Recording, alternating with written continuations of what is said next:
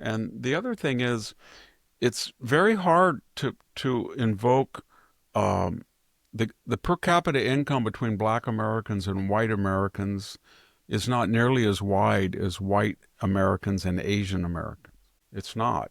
It's about $10,000, I think, 15,000. But as I said, it's about 60,000 to 100,000 with the top groups of Asian Americans. What I'm getting at is class is not an indicator, a reliable indicator of a person's race anymore. So that you have a whole thriving Black middle and upper class.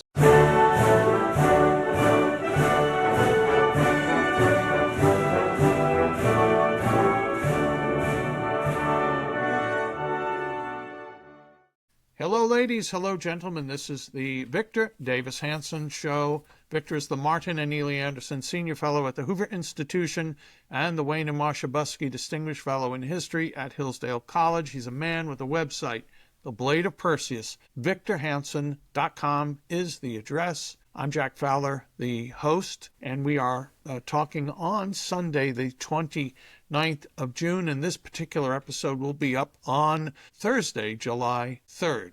And by the way, that's not an important day, Victor. I just wrote a piece about for Philanthropy Daily. It is the 250th anniversary of George Washington actually taking command of the Continental Army in Cambridge. So that's the beginning of POTUS 1, even though he wasn't president. Victor, you've written about why everyone hates Iran. There's some stuff out there. Wait. I said the Iranian theocracy. That's true. I don't hate the Iranian people. We love the Iranian people. But you know, I understand that. Barack Obama didn't love him. We love him. So Barack Obama loved the theocracy. Yeah, right. I don't think he liked the Iranian people, or he wouldn't have loved the theocracy. Yeah, he was best friend of the theocrats. President Xi of China looks like he is being diminished. A very interesting piece in the New York Post today. AOC, the bogus Bronx lady, a Black congresswoman attacking people who had the nerve to mention Martin Luther King in some testimony before Congress. And I thought, well, Vic, let's get Victor's take on that, because he's actually met Martin Luther King. Comment. Yeah. So that and more. Victor, we'll get to all that when we come back from these important messages. We're back with the Victor Davis Hanson Show. So, Victor, you forgive my shorthand there of the hatred. Victor doesn't hate anybody. Nobody hate. But here's the piece it's titled, "In the End, Everyone Hated the Iranian Theocracy." This, if people want to see this, read it. They can go on Victor's website. Here's a little slice from it. Did China come to the mullah's aid? No. They were not shy about ordering their Iranian lackey to keep the Strait of Hormuz open, through which 50% of Chinese purchased oil passes. For President Xi, the Iranians are treated as little more than Uyghurs with oil. The world decided... Without oil. Oh, with oil, yeah. Yeah, with oil. The world decided that it was tired of a half-century of cry-bully terrorism, empty nuke threats, mindless mobs screaming scripted banalities, cowardly murdering, and medieval theocrats threatening the general peace. Victor, great piece you've written. What I meant was that we were told that it was going to be World War III, 30,000 people killed. There was going to be all these... And I thought, why would that be? And I tried to be systematic. Well, the Russians like tensions in the Gulf because it raises oil prices, they think. It didn't in this case. Why would they sell another anti-missile defense system and just see it blown up again? And they got run out of Syria, and they kind of went out with their tail between their legs when the Assad's dynasty fell. And why would you want to back a loser like the Iranian theocrats? And why does Russia have a strong, affinity with Muslims after it? In the Third Chechen War, it leveled Grozny to the ground. China, 50% of their oil comes from the Straits of Hormuz. We're going to shut down the Straits of... No, you're not. That's what China told them. And then the Arab world, Muslim pan-solidarity. No, they don't like the Persians or the Shia. And then Europe is... This is very dangerous. We caution, and then privately to Trump, thank you. We were in missile range if they had ever gotten a bomb. So you just go down the list, there was nobody, and everybody said, well, Hezbollah and Hamas. And aside the fact that Hezbollah's leadership is maimed, crippled, dead, in hiding, or anytime a person from Hamas says, I'm the new Hamas leader, I'm ahead of the military wing, they get killed. The Houthis, they're like, as I said earlier, they're like the Black Knight in Monty Python. Every time they lose an arm, they say a mere flesh wound. That's who they are. Yeah. And all of them say, well, we were going to attack Israel simultaneously. We just needed the mothership to coordinate. And they didn't do anything. Iran watched them be wiped out. So when Iran's term came, nobody liked them. I got a really nasty letter from an Iranian, I guess American, and he was going through all the defense of the regime, but he was acting as if I had attacked the Iranian people. I hadn't. He's attacking the Iranian people by defending that horrendous regime. And he even went back to Alexander the Great. Whatever you want to say about Alexander the Great and the Persian Empire, he conquered the Persian Empire with an army that never numbered more than 40,000 people at the battles of Granicus and Issus, or Isis, and Gaugamela. And so... Wait, what is the guy saying? Despite being conquered, we really weren't conquered, essentially? Yeah, that we're heroic. And no, that was the theme of Herodotus' 7th and 8th books. I mean, 300 Spartans out of a contingent of maybe 6,000 held off 250,000 people at Thermopylae, or 3-1 at Salamis, and they lost, wiped out at Plataea. So I don't know what his point was, but he was trying to tell me all the grandeur of Persian society, and I had made fun of Persians. I hadn't. I had made fun of the theocracy, which he was, and then he went into the whole anti-Semitic, anti-Jew stuff. It was repulsive. I'm going to print it and reply to it, but because it gives me an opportunity to make the argument why our attitude to the theocracy is warranted. The other thing that's worrisome, if there's a lot of people like that, and I think there is in the West, then don't expect a green revolution. I don't think you're going to see a lot of people rise up. Not that they support the theocracy, but they don't want to get killed. And I remember when they did rise up, and Obama for 11 days didn't say a word because he wanted them to fail. You know, as I said earlier, that if you came to America or Europe after 1981-82, then you stayed during the Khomeini Revolution. You were anti-Shah. You thought that these crazy, fanatic mullahs could be manipulated by you, the sophisticated Europhilic socialist that was going to make Mossadegh another Mossadegh government or something, and then you didn't understand how formidable and ruthless they are. They killed you off. They drove you, all the students that were involved in the takeover of the hostages, and then you fled.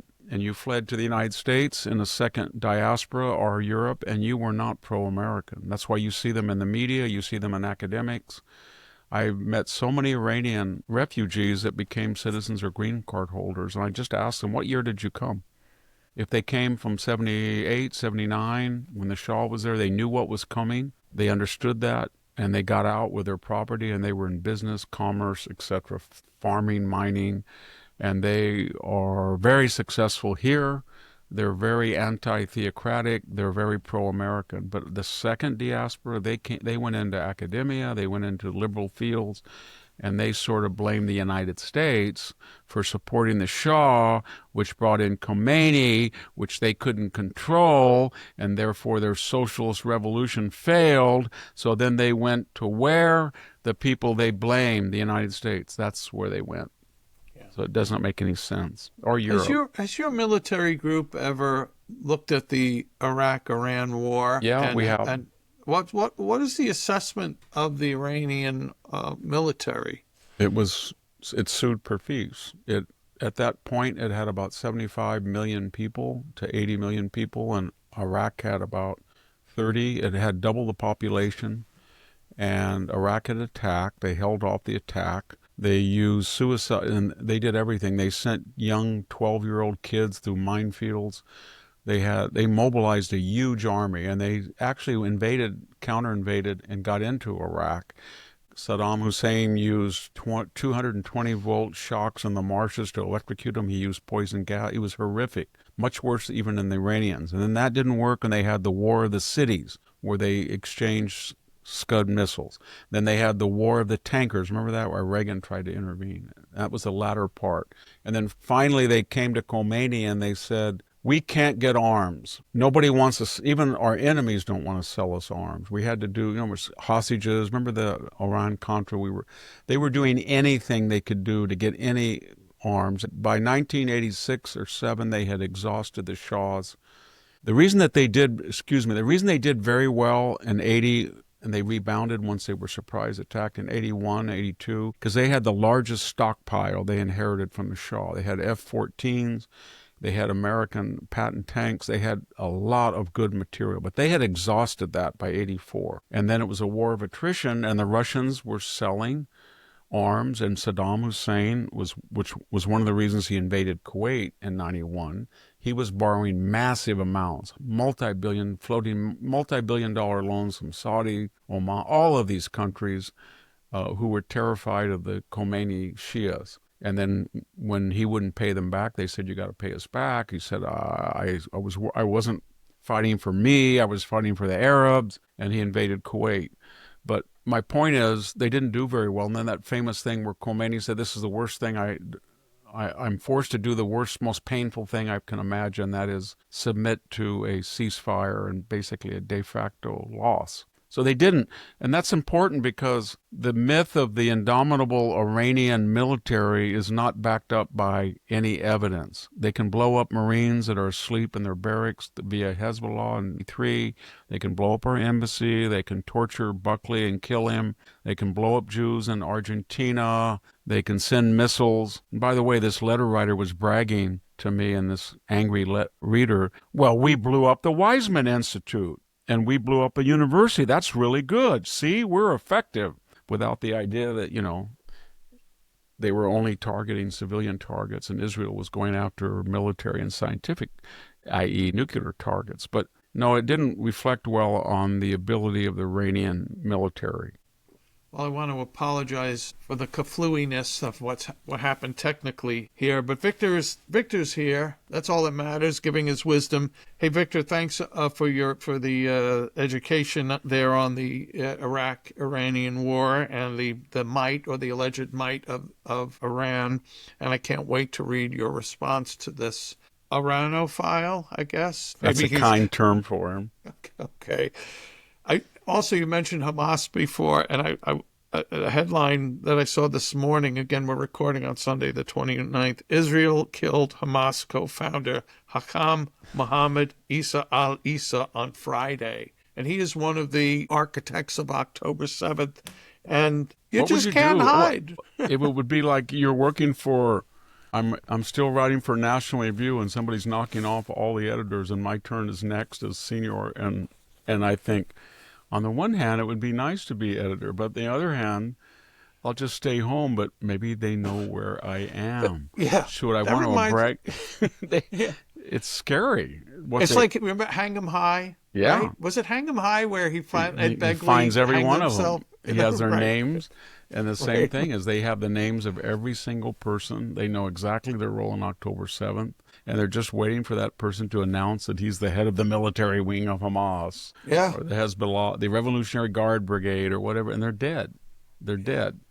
And that means it's very difficult for them to recombobulate because you're going to be dead. Hezbollah is going to be dead. And if I was in Hezbollah, I would never use a pager again. I would never use a cell phone again. I would never be anywhere near an apartment building that I knew had a missile in the basement. I'd become a Bedouin. I would never be anywhere in my next 20 years next to a Lebanese that A, was missing a hand, fingers, an eye, or genitals. I just wouldn't be near him because that would be self-condemnatory. Right. I think, well, maybe they're going to finish the job. I mean, we don't appreciate all of that. And it's the same thing with the car bomb explosions of the physicist. And they had the names. If you were an Iranian physicist and they said, you get a call from Khamenei, well, we would like to start we have a new place. It's underground. They can't reach it. And we'd like you to get 6,000. And we're going to give you the title of the head of the Iranian nuclear proliferation program. Congratulations. Yeah. The soon-to-be ex-head. Yeah, well, who would do that?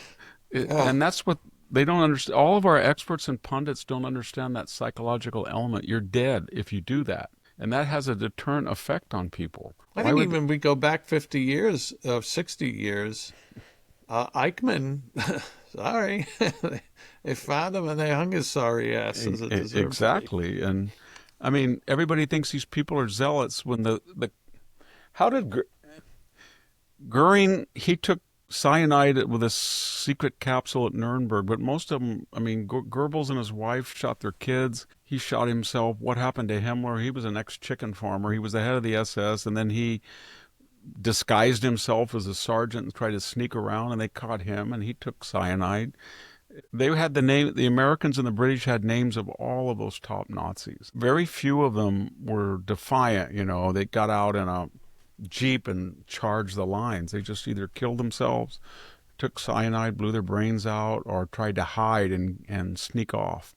Yeah. And that's what they're going to do. Well, good.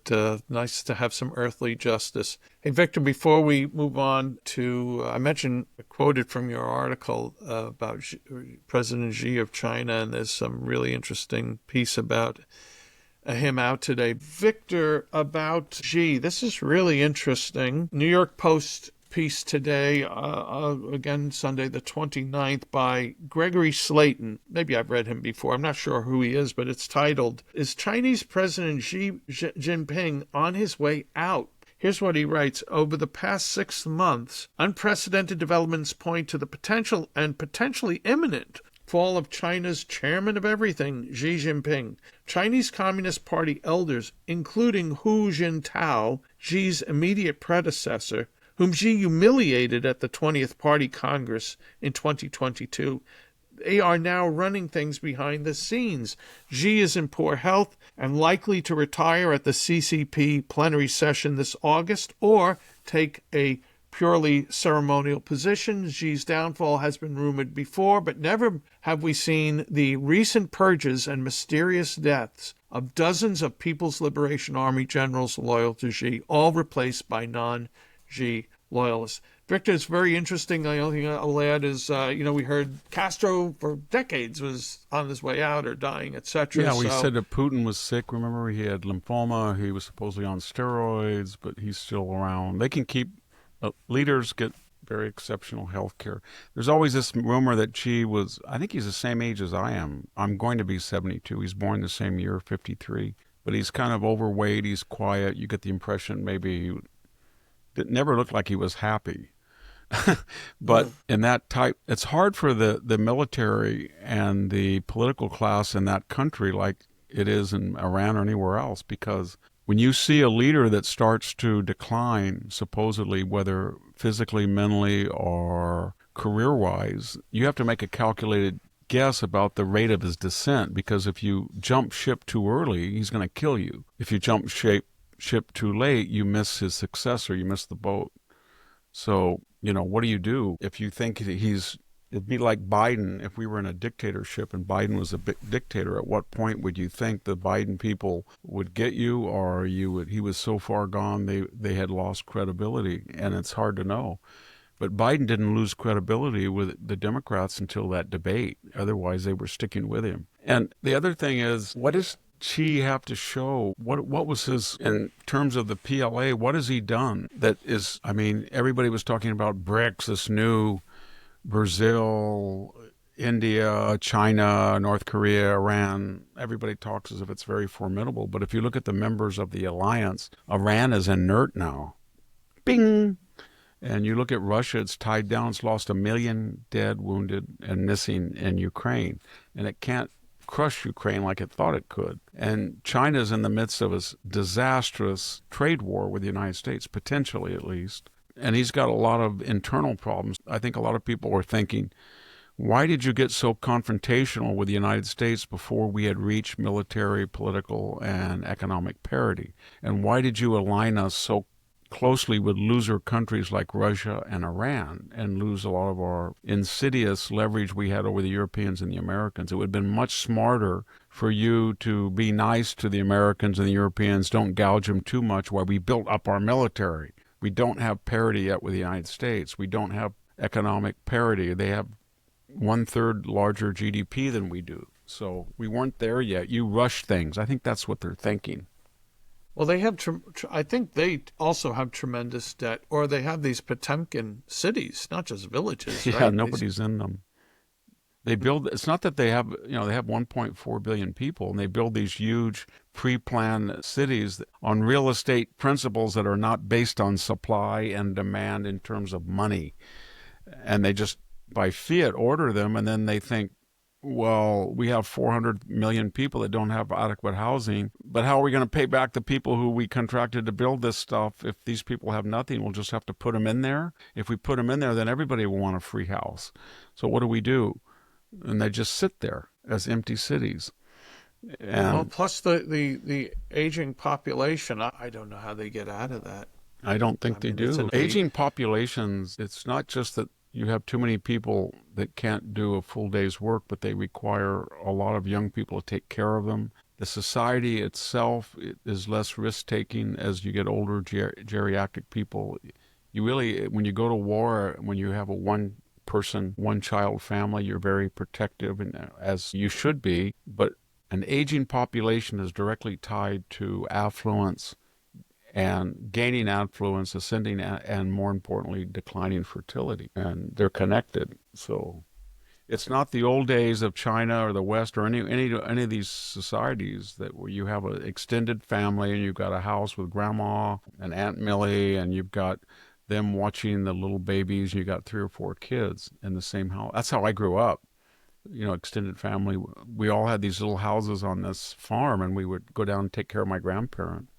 Basically, from the age of 10 until my grandmother died when I was, 40 years old.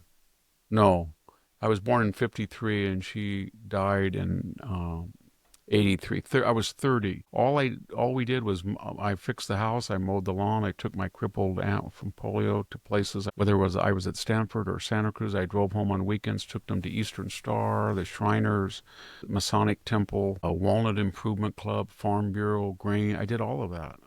It wasn't just me, it was my siblings. And so that was our job. And then when we were small, 3, 4, 5, 6, my parents, if they had to go somewhere, we stayed with my grandparents. It was in the house. It was only a quarter in China, mile. most of these. That's how it works. Yeah, they don't even have first cousins. The one-child family policy. They don't. And for a nation that was, and it's even worse than that. It's with forced abortion and infanticide. And it's what 55. It's almost 55% male. Yeah. It's when you have one child, everybody wants the male to have the family name, and and there's a shortage of women. Actually, it'd be smarter if you were going to be a calculating SOB to have a daughter, because they're in great demand. There's not enough women. Yeah. And so it's I don't know. I don't envy any leader in China. Victor, we have a couple of mouthy Democrat congresswomen to get your take on. One of them, of course, is AOC. Couple of hundred, you meant. Yeah, but we'll do that when we come back from these important messages. If you want to drop extra pounds, boost energy levels, or reduce swelling in your legs and feet, then this message is for you. Pure Health Research is on a mission to make America healthy again, and 2 of their best-selling health supplements are leading the way. First is Liver Health Formula. Over 100 million Americans have a sluggish liver riddled with fatty deposits. This can kill your metabolism, pile on the pounds, and make you feel tired. Liver Health Formula takes care of all that. It supports thriving liver health with special nutrients like artichoke extract and milk thistle. This is one of the easiest ways to slim down and revitalize your energy levels. Next is lymph system support. If you struggle with fluid buildup or swelling in your legs, ankles, or feet, this is for you. This natural ingredient in lymph system support helps gently flush extra fluid and toxins out of your body. And right now, for a limited time, you can get 35% off Liver Health Formula and lymph system support, along with all 50-plus health supplements Pure Health Research has to offer. Head over to purehealthresearch.com and use the coupon code VICTOR at checkout. That's purehealthresearch.com with the coupon code VICTOR to save 35% on your order today. We are back with the Victor Davis Hanson show. Victor's website, The Blade of Perseus. Check it out, victorhanson.com. Subscribe. When you do, you will be able to read the 2 weekly pieces Victor writes exclusively for The Blade of Perseus and the 1 weekly video he does. Plus, it's a treasure trove of Victor's other appearances, the archives of these podcasts, links to everything Victor writes, links to his many, many books. And you can sign up for the email list also. Plenty of free stuff, but if you're a fan of Victor's writings, you're going to want to subscribe. $6.50 a month, discounted for the full year at $65, The Blade of Perseus. Let's go on the mouthy congresswomen. One is AOC, but let's hold off for this. I never heard of her before, but this is Democrat Latifah Simon of California. Here's what happened, Victor, the other day. The headline here is Democrat rep explodes over GOP quoting Martin Luther King Jr. in hearing. Keep Dr. King's name out of your mouth. Democrat Rep. Latifah Simon erupted during a House Oversight Committee hearing on Wednesday, objecting to Republican witnesses invoking the legacy of Dr. Martin Luther King Jr. during testimony related to DEI programs. Simon directed her outburst at Dan Lennington of the Wisconsin Institute for Law and Liberty. That's a great organization, by the way.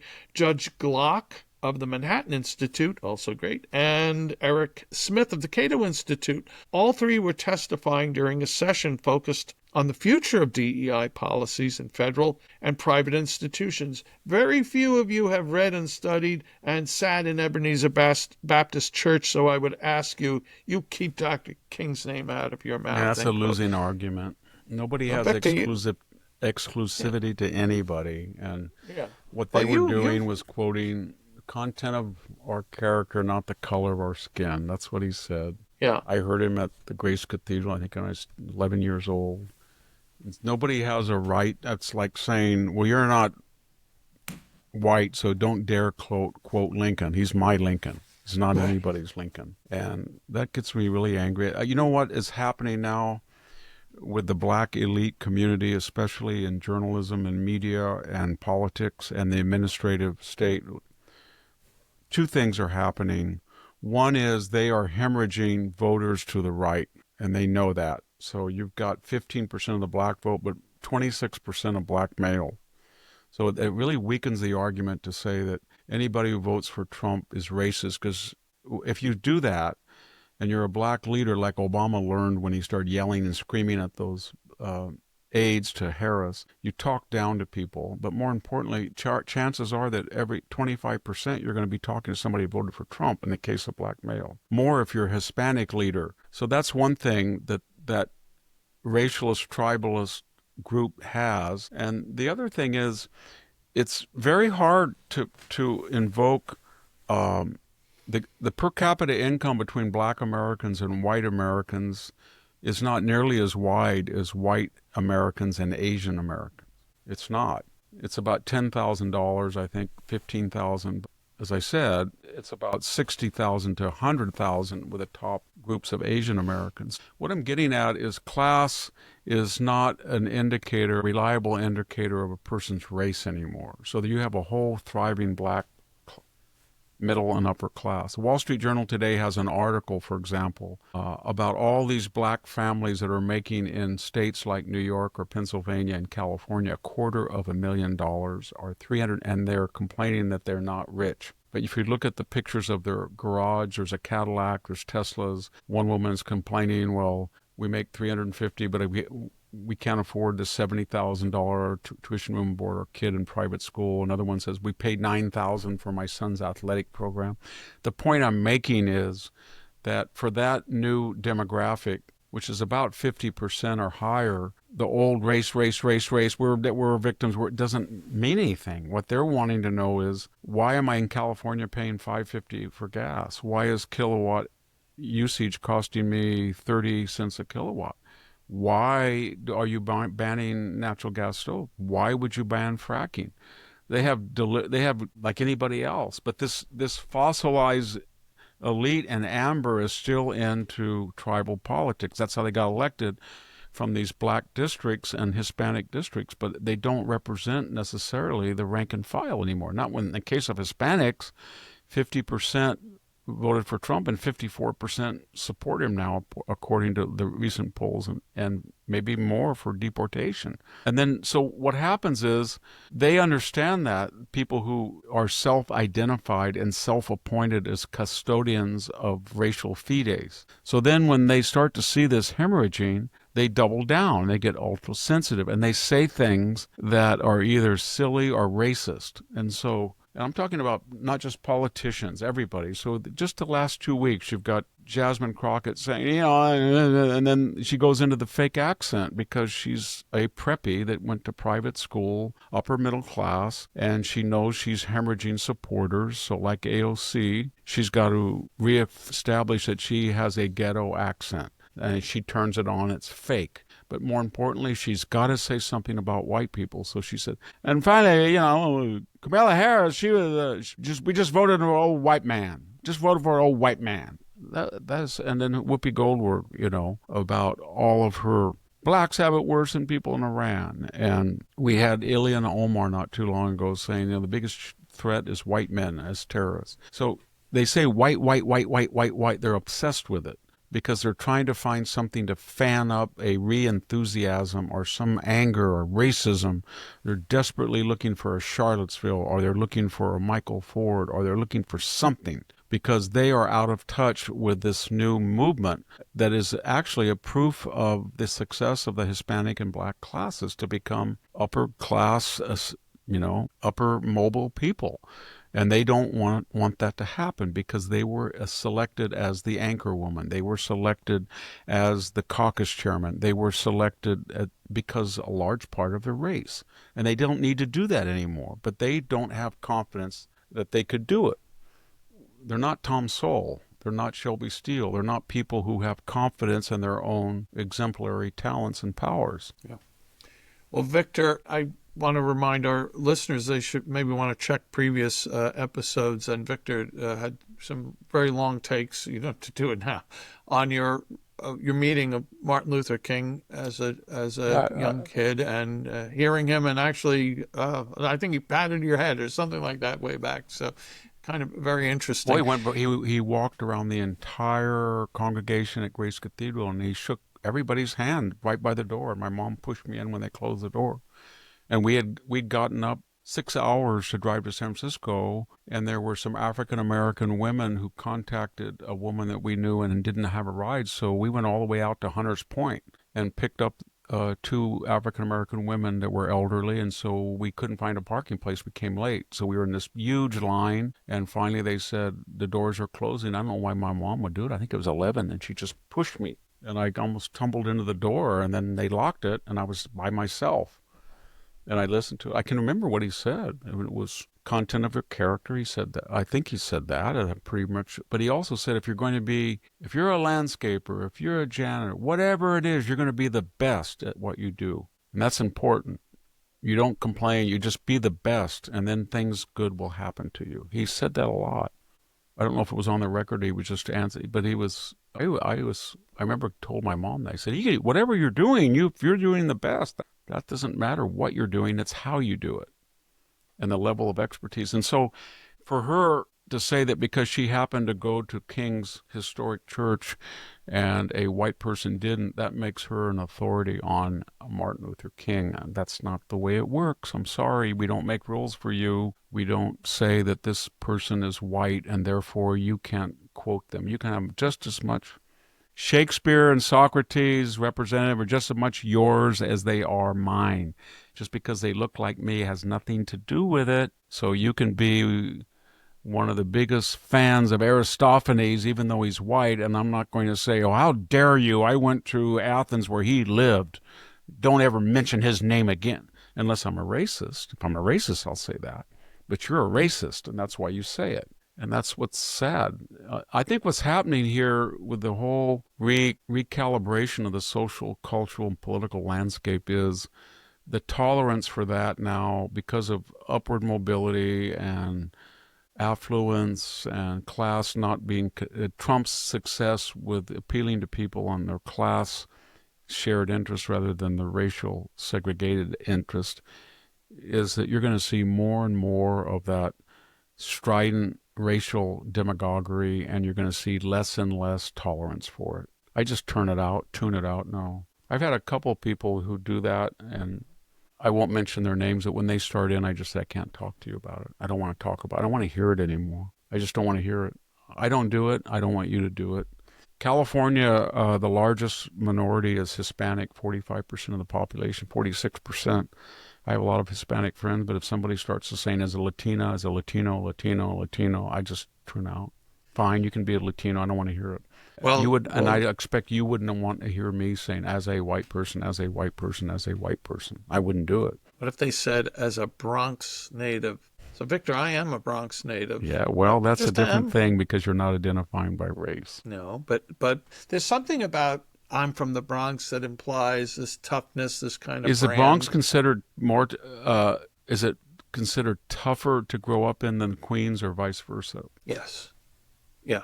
Queens is an upper echelon compared to the Bronx? Queens had many more, had nicer neighborhoods than Is the Bronx did. It's below Staten Island, too, as far as snobbery scale goes? Staten Island is above the Bronx. Bronx is, of the 5 boroughs, Bronx ranked the last. Bottom? Yeah. And so she uses that to cement her egalitarian proletariat. Well, but very interesting. It came up last week, and I this had been raised before, but it's getting a lot of attention. She grew up in Yorktown Heights, which is a suburban community in Westchester, north of New York City. In Connecticut, right? No, in New York State. York? Yeah, it's in Westchester County, but there's a Republican state assemblyman named Matt Slater, who's a graduate of her high school, and he was a senior when she was a freshman. I think she was on the track team, and so was he. And he's like, what is this BS that she's from the Bronx? She's from Yorktown Heights. Just be who you are. So anyway, her authenticity as a tough, because the Bronx. It's like Obama. Remember Obama? He was Barry Soetelo or something for a while, and then he was Barack Soetelo, then he was Barack Obama. I don't think he used that name till he got to Occidental, and he found out that it was. He said that in his memoirs. I read Dreams from My Father, and it basically said he didn't want to date white people. He gravitated toward black people because he saw that there was more career opportunities for emphasizing one half of his racial pedigree than the other half. That's what he basically said. Even though the half that he emphasized in his particular case, his father was nowhere to be found, and his mother was, and especially his grandmother, was ubiquitous. I don't think his grandmother and grandfather that brought him up and scrimped and saved, she had been a bank teller who worked herself up to a bank president, gave, I think when she died, each one had got a $450,000 inheritance. I don't think that she ever referred to her grandson as anything other than Barry. I think that Barack came after they were gone out of the house, and he did that in college. Be kind of sort of like if Sweden was a big powerhouse right now, or it was really the nice thing. I think I would rename myself as Leif, or maybe Thor. Thor, Leif, Hansen. I put 2 S's on there too, Hansen. I have a brother named Nels, so maybe that's, and one named Alfred, which is kind of an English Scandinavian. But anyway. Once upon a time, Sweden was the Bronx of in the toughness registry. Yes, Charles right? the XII. Charles the XII invaded Russia, and he almost got quite there. They were the most warlike of all the Scandinavian people. Yeah. Wow. And I just was speaking to a Swedish member of this international delegation. I gave a lecture and question and answer. I don't want to give much information who she was or anything, but you could tell that she was on the left of center, which meant she was Swedish. And I started to talk about the wonderful Swedish Gripen air fighter that Saab makes, and that the latest additions to NATO, both Finland and Sweden. Sweden brings very sophisticated armored cars, fighters, missiles, some of the best munitions in the world, and Finland has the best artillery in the world. So when we got those 2 additions, that was a plus. And I was just saying that, and I thought, I caught myself halfway through. I thought, oh, she's a pacifist, and I'm offending her. And of course, she's Swedish more than she's a pacifist. So she had a big smile and was correcting me on weapons and things, and adding to the munitions that Sweden is underappreciated for.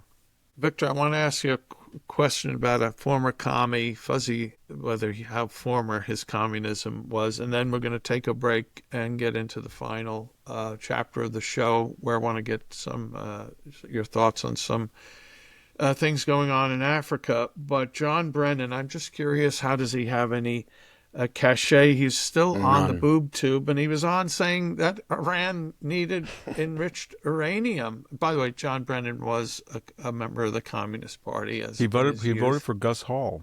Yeah. Has he formally announced that he's converted to Islam? No, I'm serious. Are you serious? Yeah. No. Maybe. Oh, I don't know that. No, really? He at one point said that he was. Oh, wow. All I know about him is he was under Bush. He was for enhanced interrogations at Guantanamo. So he was a mirror image of whomever he worked for. And then when that became a liability, he attacked Bush, and then he wanted to be a CIA director. I think Obama thought, then he came out and said that that was torture, and then he weaseled his way back in by attacking Bush that he worked for, and flipped and became left-wing and worked for Obama. And he finally made CIA director, and then he lied under oath on 2 occasions. Once he was asked directly if the CIA was monitoring the computers of Senate staffers. They were, and he said no. Should have been fired there and should have been charged with perjury. And then he made an astounding statement of the Predator drone assassination missions that Obama was very proud of on the Afghan-Pakistan border. He said there wasn't any collateral damage. That was a complete lie. So when people, even in his own party, were thinking about charging him with something, they brought him in, and he was contrite, of course. Kind of like James Clapper when he said that the NSA doesn't spy on people, and then they said, you're a pathological liar, here's the data, and he said, I only gave the least untruthful answer. I don't know why they weren't fired. I don't know why they weren't charged with perjury. I don't know why they didn't yank their security clearances. I'm glad that Trump finally did, and no one listens to them. Each of them then went to lucrative billets, respectively, at MSNBC and CNN. But you're right. When you hear anything from James Clapper, and they both, Clapper was the one that said that Trump was a Putin asset, a Russian asset. So did Brennan, essentially. So they bought into the Steele dossier. They were 2 of the organizers or the prominent people with the 51 intelligence authorities. They have a horrible record. And so why would anybody listen to anything they say? Well, Victor, it's one of the perpetual head scratchers. Hey, we're going to take a final break here, and then I'm going to pose a question or two to you, Victor, about what's going on in Nigeria and some peace settlement in between Rwanda and Congo, and we'll do that when we come back from these final important messages. Feeling tired, foggy, or running low on energy lately? You're not alone, and it might be more than just stress. As we get older, our cells don't make energy like they used to. That's why more and more people are trying NAD Plus and methylene blue. These are helping people boost energy, clear brain fog, and stay focused. You can now get them both from All Family Pharmacy. It's quick, the doctor's prescription is included, and no insurance is needed. Plus, they carry over 200 other meds like ivermectin, hydroxychloroquine, antibiotics, your daily prescriptions, and more. All online, shipped straight to your door. Go to allfamilypharmacy.com/Victor to check it out. Use the code VICTOR10 for 10% off. That's allfamilypharmacy.com/Victor, code VICTOR10. Take care and stay sharp. We're back with the Victor David Hanson. David, I did introduce you as that once. I would say David that, Hanson. and to the few people who know who I am, the very small number, I would say 80% call me David, not David. Yeah. It was so embarrassing. I know I've mentioned this on the show before. When we were visiting with Sarah Palin in 2007 at her I remember that. the governor's home, and she was hosting us on a National Review cruise, and I was introducing people, and I'm looking right at you, and I said, Victor David, and as soon as the duh came out of my mouth, I'm like, oh, what an idiot. amongst the many idiotic things I've said. You know what? Maybe I was feeling tired, foggy, That or was a running low memorable on day. energy lately. There was a But very famous political analyst at the time, probably the most famous at that time in oh yes, history, and I won't mention his name. you And he can. turned to me as we were in the bus from the cruise ship to the gubernatorial mansion, Yeah, and he said, "Now, do you know anything about this woman?" And I said, "A little bit." And he had a printout, I think it was Wikipedia or something. yeah. And then we got there, and he kind of hijacked, you were talking or somebody, and he said, "Now let me just say something," and that she's she's going to be a star. Remember that? Just We can say the name. oh, It was Dick Morris, Dick and Morris. that's how And I I've liked been Dick. with Dick I at liked so him many too. venues, and I, that's totally I, Dick yeah, doing that. but I give him. He was impromptu, but you would have thought that he had been an intimate observer of her political career. Well, he did think. Remember, to He wrote a go book called down. Hurley versus Condi, did he? Oh, He did. yes. Yes. Yeah. He had a lot of bestsellers, but Dick. I When spoke we with went him. to visit, when we went to Alaska in 2007, her popularity in state polling was over 90%, and many people thought. If she had been the governor of Colorado, something like that, everyone would be talking about her You know as what's funny is that I had Timber, a vice friend that was president. very angry in that year when John McCain selected her. And he said to me, "I can't believe he picked her. He picked her after meeting with her without even, background or consult, supposedly." But if you remember, she was in the kitchen. You remember when Yeah. she was in the kitchen. She slipped off her shoes and she was walking around in bare feet or stockings. And she must have been, how old do you think? They're 40, 38? That was almost 20 years. She was, well, she had a kid a year later, so Yeah, yeah, she was early probably 40s. 40. Yeah. I thought when I saw her, she was absolutely stunning. Oh, yeah, And she was absolutely. smiling and winking, and she was captivating. She really was. She had kind of a middle class accent, and I can see. And then when that thing happened, I remember that they put Nicole Wallace as her personal handler, as communication director, and then we found out later that Nicole Wallace and her staff were snickering about how Sarah Palin didn't have a knowledge of wardrobes and makeup, and she didn't have any clothes. Remember that? They were sabotaging by leaking to the press that she was some kind of bumpkin. Yeah. And she'd never really been on the national stage. I thought she won, or at least kept even with Joe Biden in the debate. She was terrific in it. Yeah, I In fact, the liked same I thing liked at the her. meeting. She said, "So tell me about your family. How many kids you have?" Like, she was genuinely interested in other She was a people. very She was nice person, decidedly normal. but she Yeah. was absolutely stunning that day. I can remember that. Oh, I know. I remember what she was wearing. A beautiful woman. Victor, let me, as we get to the last topic here, let's conclude, just because they're on the same continent, I guess, but two things African. One is I think kudos to the Trump administration and for helping to conclude this endless madness between Rwanda, which has had its own madness internally, and the Congo, thanks to Marco Rubio and others. There's a peace agreement there. But then separately, I wanted to raise my old colleague, friend Madeline Kearns, who was at National Review. She now I writes remember for the her, Free yes. Press. She's a terrific writer, and she wrote a piece, very powerful piece the other day, about the endless slaughter of Christians and Catholics in Nigeria. I mean, the numbers are shocking, and it just happens.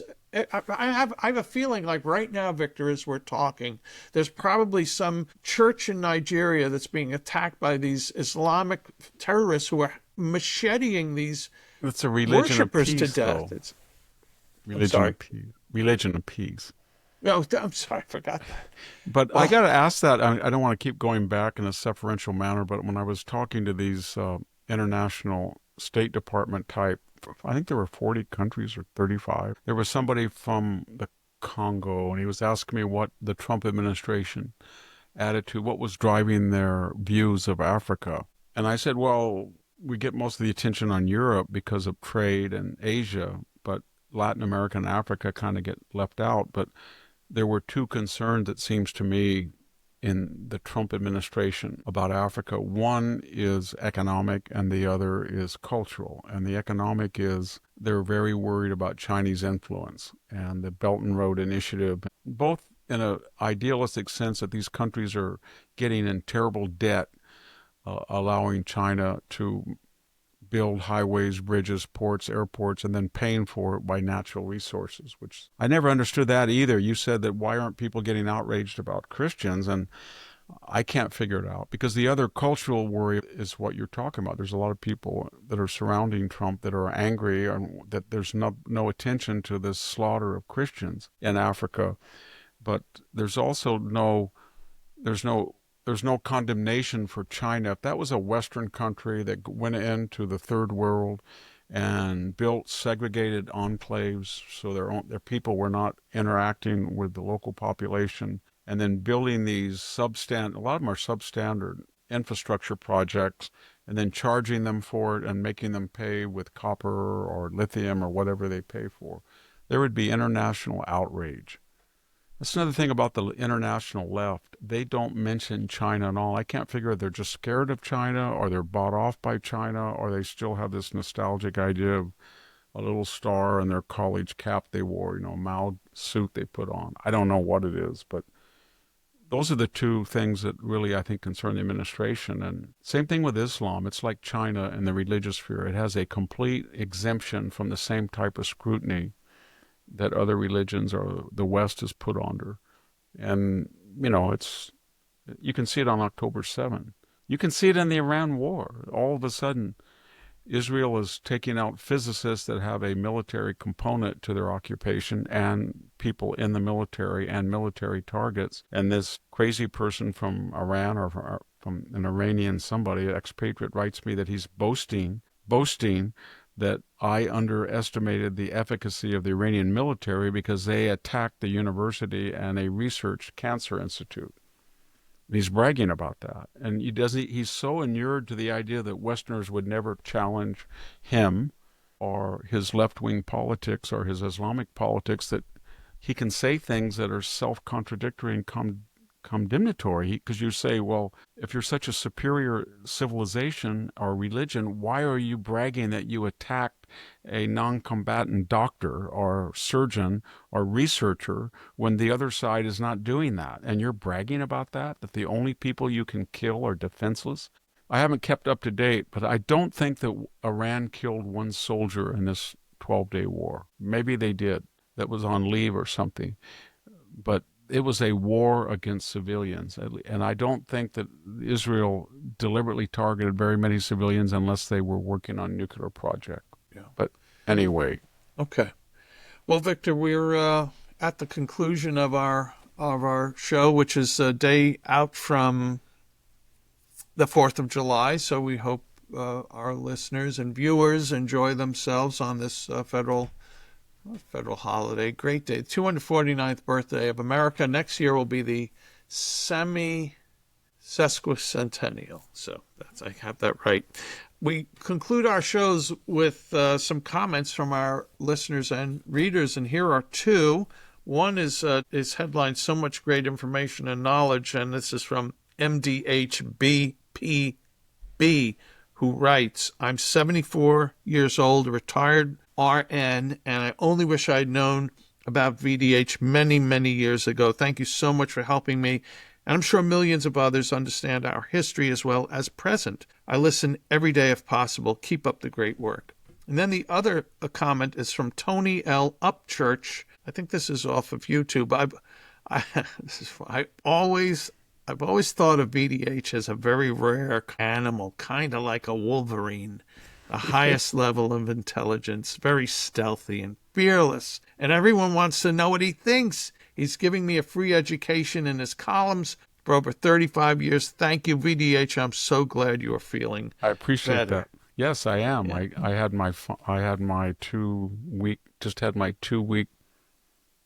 checkup, and I was whining to a great surgeon that I didn't feel 100%, and he made the connection. If you had an open sore the size of a dime or a quarter inside your notice, and that's where you cut the tissues out. If you had a canker sore that was 10 times bigger, would you feel bad? Or you had a big sore the size of a coin on your leg, 2 millimeters, and I said, if you put it that way, it would hurt. He goes, well, that's right next to your brain. So his basic attitude was to correct Victor's type A extreme personality and say, calm down. The surgeon knows best. He does. And at 2 weeks to be wiped out and to have, pain in your sinus doesn't mean that the problem wasn't solved. It's just the solution still hurts.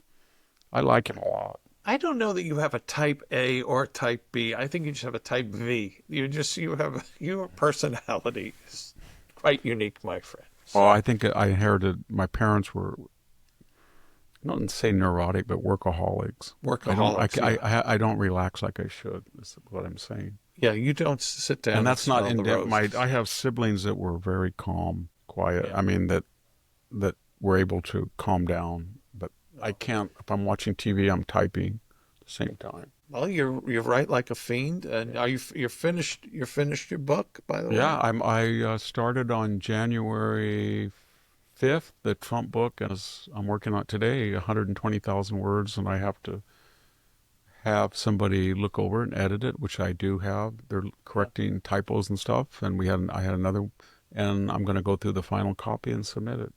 All right. I hope in 30 days. Be prepared, listeners, viewers, readers. So, hey, Victor, you've been great. Thank you for all the wisdom you shared. I want to thank the folks who have written me. Many have, about Civil Thoughts, the free weekly email newsletter I write for the Center for Civil Society. You can subscribe. What happens when you subscribe? Well, every Friday you will receive from me an email that has 14 recommended readings, worthwhile, important, groovy, cool articles I've come across the previous week. When you subscribe, be assured it's free. We're not charging you. And we are not selling your names. We just do it out of the kindness of my heart. Just check it out. Sign up at civilthoughts.com.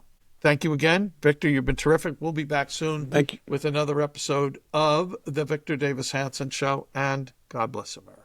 Thank you, everybody, for listening. Much appreciated. And viewing.